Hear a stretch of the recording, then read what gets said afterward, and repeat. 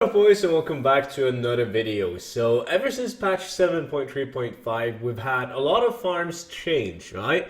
And I'm quite known for doing these like 100 runs of a certain dungeon or a certain farm. So I thought it would be cool to do it again like now with the new changes, because some dungeons are like extremely changed. Like the loot table has changed so much, like it's upside down. Like Sulfuric, for instance, with all the insane items you can get in the now expanded loot table. So I wanted to start off by doing like 100 runs of the dungeons and see how much of an impact it would actually make. I know that even like 100 runs is not going to give you the perfect average, because I've done RFD, which in this case I will go over again, but I've done it and I've received like 500,000 gold after 100 runs, and I've received market value of 200,000 gold after 100 runs. Like, it's really RNG, because you can be super lucky and get that one item that's worth 50,000 gold, and you can do 100 runs and you can get like none of those. So keep that in mind. But the first one we're going to do is RFD. I mean, I've already done it.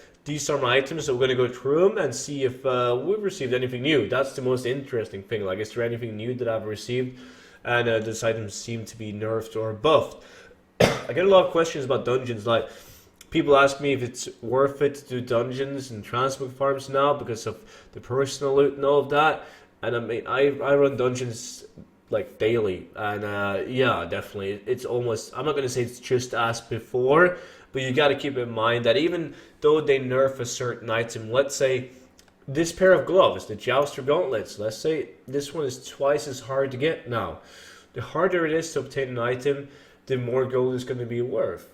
There's a reason why the Jouster gauntlets is only 4,000 gold, and you have the Glorious Legs, who is like 100k plus, because they're way harder to obtain. So the harder it is to obtain an item, the more it's going to cost. So naturally, the harder it is to farm transfer items in dungeons, the more value, like they will be worth more. Not only because they will be harder to obtain, but there's also going to be less people trying to obtain them, so there's going to be a less supply but the same demand. And yeah, let's just go through it. So starting off with new items, the only new items that I got out of 100 RFD runs is the Saltstone gear. I mean, I've vendored a lot of pieces, keep that in mind. This is not everything that I got out of 100 items, but I delete everything, will vendor it, and I only keep the items that I plan on putting on the auction house, because otherwise it would be too many items. But yeah, Saltstone gear now drops in RFD. That's kind of cool, because the Saltstone chest can go for like anywhere between 15 to 50,000 gold in my realm. It goes up and down in value quite a bit. Now it's closer to 50 than 15 because it's harder to obtain. So yeah, we got 2 of these, and we got 3 of these, the Quillward Harness. They have a market value of 58,000 gold. I mean, I've been selling it for like 9,000 gold. It's really bad. Same with this one, Death's Head Vestment. Got 2 of these. Market value 28,000 gold. I sold them for like 9. We have this one, Freezing Shard, probably the worst, one of the worst blue BOEs you can get. I'm not going to say the worst, because you will probably, if you do 100 runs, you're probably going to get like 10 blue BOEs. That's not even worth putting up on the auction house. You have the Corpse Shroud, which is actually a decent one. I've sold these for a lot of gold.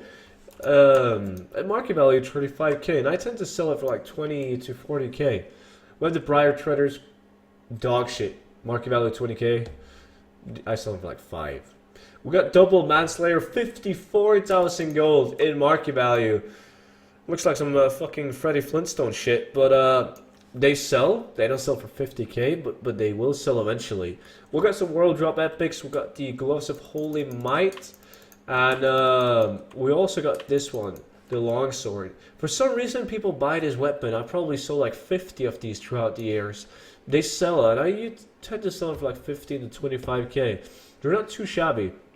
The rest of the items, it's just random shit items, besides from the Sentry Shurko, which I got from the mobs outside of RFD, killing like downtime in between runs. So yeah, just minor green items. And I'm going to use the TSM, like the macro that I have down here, TSM bag value macro. And basically it's a script, and it just takes the market value of everything in your bags and it adds it all up and like sums it up into your chat window. So when I click this one, we can see that we made 211,000 gold in market value from these 100 runs. Keep in mind, the API is down. API has been down for quite some time. So it's kind of scuffed, right? Kind of scuffed. That's the prices, they don't get updated. But it's just to give you guys like a pinpoint on how much it is. And that is basically it for this video. Like, if you guys have any interesting or any farms or dungeons you would like to try me out, like want me to do like 100 runs of, let me know.